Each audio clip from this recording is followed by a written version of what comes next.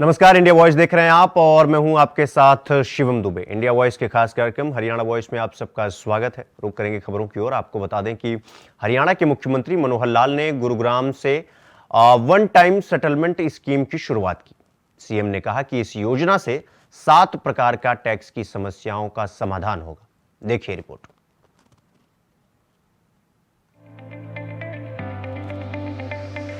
हरियाणा के मुख्यमंत्री मनोहर लाल ने आबकारी और कराधान विभाग के सहयोग से वन टाइम सेटलमेंट योजना की शुरुआत की है। इस दौरान हरियाणा के मुख्यमंत्री मनोहर लाल ने कहा कि आम जनता के सहयोग के लिए और विवादों का समाधान करने के लिए इस योजना की शुरुआत की गई है। इससे न केवल व्यापारियों को बल्कि आम जनता को भी काफी फायदा होगा। इस योजना से 7 टैक्स की समस्याओं का समाधान होगा। मुख्यमंत्री मनोहर लाल ने कहा कि व्यापारियों की तमाम समस्याओं का समाधान के लिए सरकार की तरफ से कई बड़े कदम उठाए गए हैं। उसमें वन टाइम सेटलमेंट योजना का एक बड़ा अहम कदम है। इस योजना के तहत डिस्प्यूटेड टैक्स यदि 50 लाख रुपए तक है तो 30% ही उसका भुगतान करना होगा। यदि 50 लाख रुपए से ज्यादा की राशि है तो उसके लिए 50% भुगतान करना होगा। इसके अलावा अनडिस्प्यूटेड टैक्स है तो उसकी यदि कोई अपील नहीं की गई है तो उस मामले में कोई पेनाल्टी और ब्याज नहीं देना होगा। तीसरे मामले में डिफरेंशियल टैक्स है तो उसे कैटेगरी में कुल राशि का 30% ही भुगतान करना होगा। वहीं 10 लाख रुपए तक की भुगतान राशि एक किश्त में देनी होगी। 2024 की बहुत बहुत बधाई।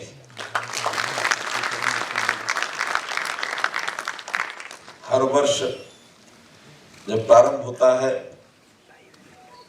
तो कुछ अपेक्षाएं, कुछ कामनाएं, कुछ शुभकामनाएं, ये शुरुआत होती है और हर बीता वर्ष अपनी कुछ यादगार ये छोड़ के जाता है।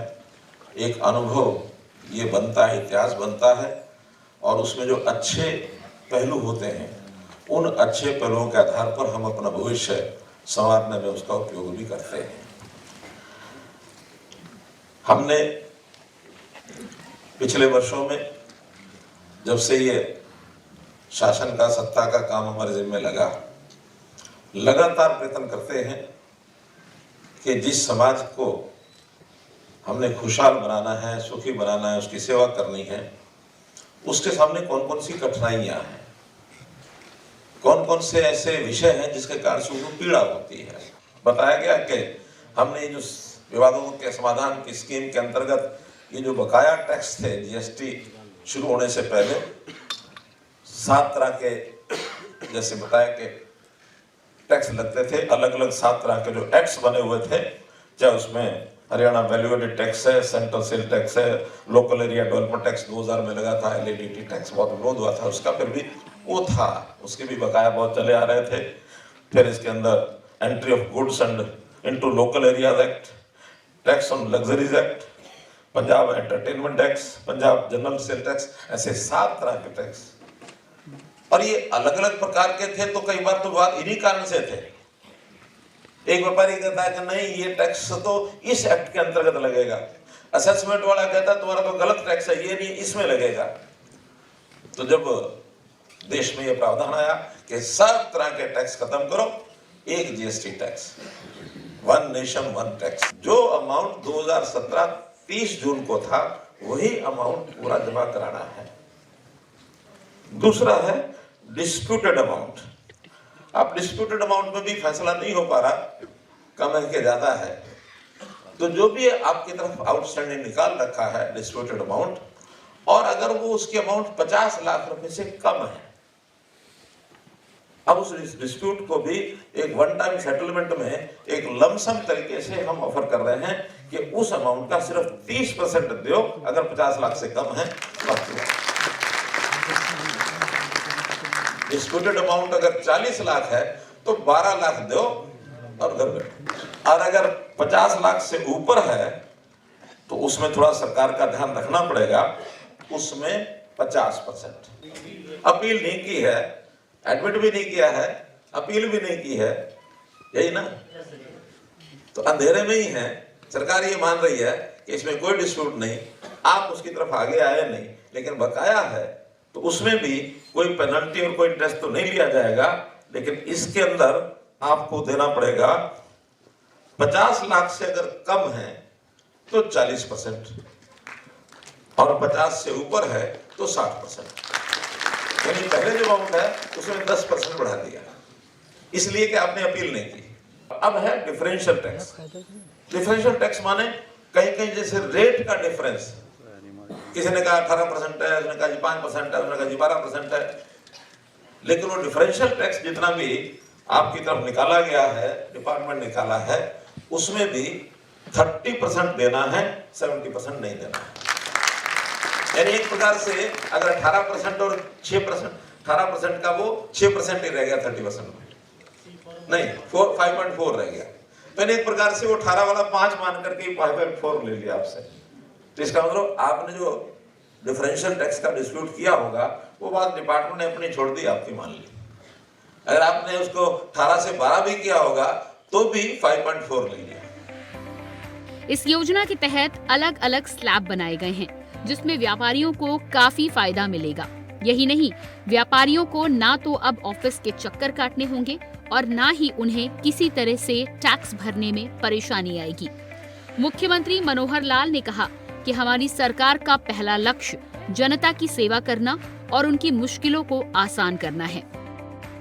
मनोहर लाल सरकार पूरी तरीके से हरियाणा के समूचे विकास के लिए प्रतिबद्ध है, जिसका नजारा उनकी कथनी और करनी दोनों में ही देखने को मिल रहा है और उसका असर धरातल पर साफ नजर आ रहा है। Bureau report, India voice.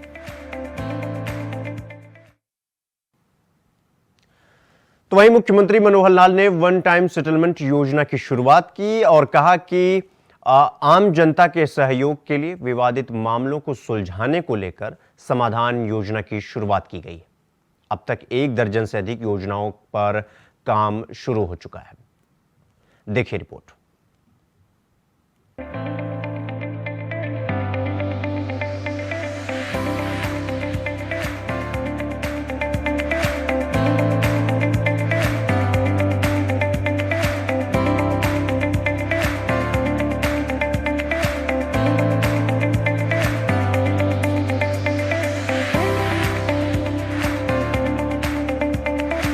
Haryana के मुख्यमंत्री मनोहर लाल ने वन टाइम सेटलमेंट योजना की शुरुआत करते हुए कहा कि शहरी स्वामित्व योजना के तहत 20 साल से अधिक साल के व्यापार कर रहे व्यापारियों को उनका हक दिलाया जाएगा।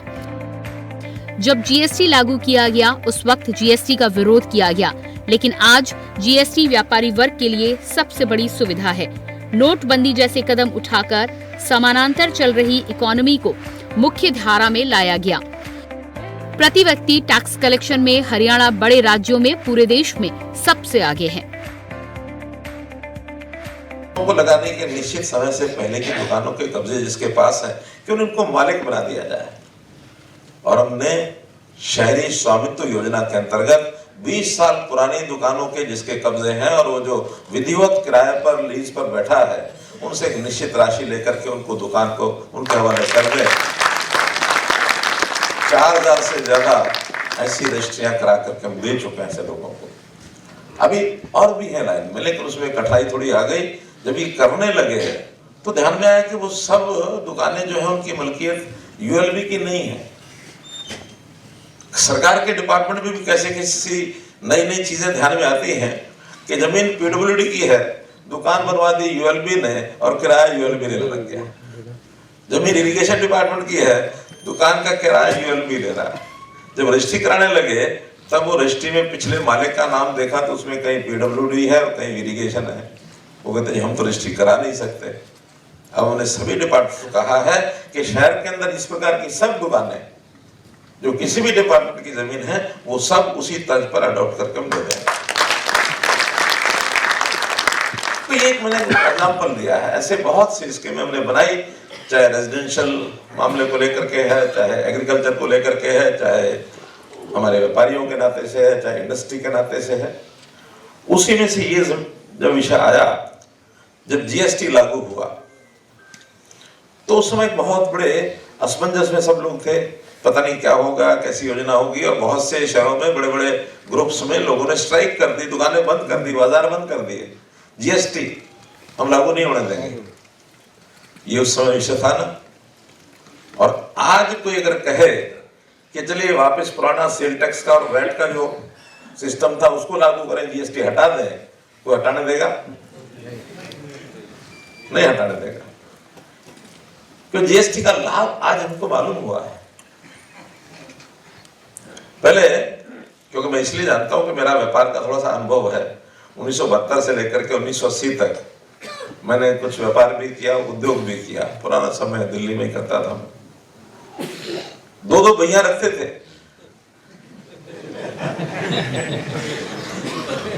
एक दुकान पर मुनीम बैठ के बनाता था, कोई आएगा उसको दिखा दोगे।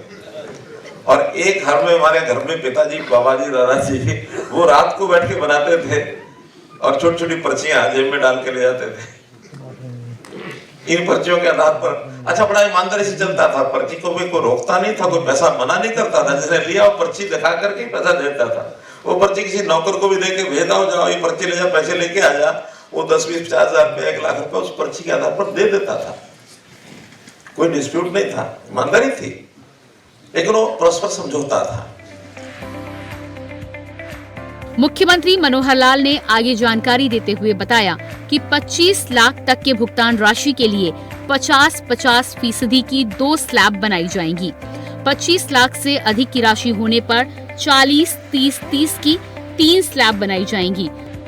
और सीएम ने कहा कि पूरे देश में ईज ऑफ डूइंग बिजनेस में हरियाणा अग्रणी राज्यों में शामिल है। गुरुग्राम और उसके आसपास का इलाका व्यापार के लिए मोस्ट प्रेफर्ड डेस्टिनेशन है। व्यापारियों के कल्याण के लिए हरियाणा सरकार हमेशा तत्पर है। इससे पहले भी व्यापारियों के नुकसान के 2 महीने में हरियाणा सरकार भरपाई कर चुकी है।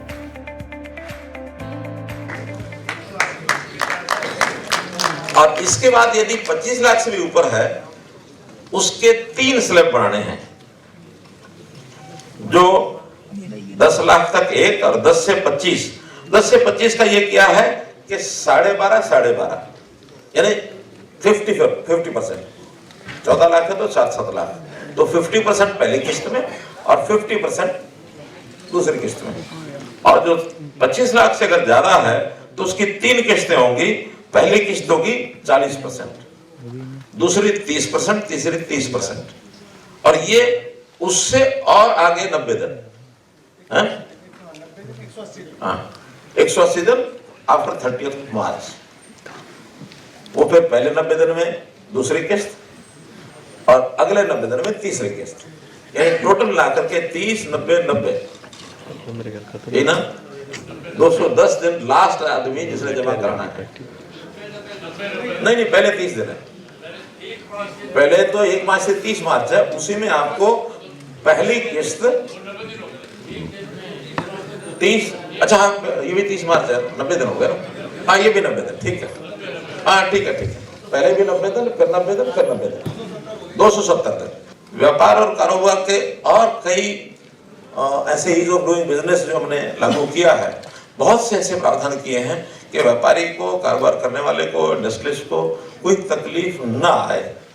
तकलीफ अगर आती है तो उसका एक सिंगल विंडो सिस्टम ये भी हमें बनाया है कि 17-18 डिपार्टमेंट मिल करके जो जिसके विभाग की चीजें हैं, नई क्लियरेंसेज और सर्टिफिकेट जो देने हैं हमने, नए लाइसेंस देने हैं, वो भी उस सिस्टम के माध्यम से जल्दी दिए जाए। और आपकी जानकारी के लिए बता रहा हूँ कि हरियाणा इस सारे सिस्टम में पूरे देश भर में ईज ऑफ डूइंग बिजनेस में हमारा 3rd रैंकिंग है। टॉप 3 स्टेट्स में हम उसमें आते हैं और उसके कारण से प्रदेश के अंदर एक माहौल भी बना है इन्वेस्टमेंट का। बेस्ट प्रेफर्ड डेस्टिनेशन वो हरियाणा में भी गुरुग्राम और इसके आसपास ये एक अच्छा माहौल बना है। वो चाहे राजधानी के कारण से लगा लो, चाहे एयरपोर्ट के नाते से लगा लो, या एक जैसे प्रारंभ के ट्रेंड बन जाते हैं, खास करके जब विदेशी कंपनीज जो एमएनसीज जो हैं वो भी बहुत ज़्यादा गुड़गांव में उनके ऑफिस हैं। और अब धीरे धीरे गुड़गांव के बाद चाहे वो धारवाड़ा साइड में, अथवा मैं इंडस्ट्री की बात कर रहा हूँ, चाहे वो धारवाड़ा, नहीं तो फिर पानीपत की साइड में, नहीं तो रोहतक की साइड में, फरीदाबाद की साइड में। और फरीदाबाद जे एयरपोर्ट बन रहा है, उसका भी लाभ एक फरीदाबाद साइड को बहुत हो रहा है। विकास की बयार को रफ्तार देने के लिए हरियाणा की मनोहर लाल सरकार ने अब व्यापारियों के उत्थान का बीड़ा उठा लिया है, जिसके लिए मुख्यमंत्री की तरफ से व्यापारियों को राहत देने के लिए वन टाइम सेटलमेंट स्कीम शुरू की गई है, जिसका असर नजर आ रहा है। Bureau report, India voice.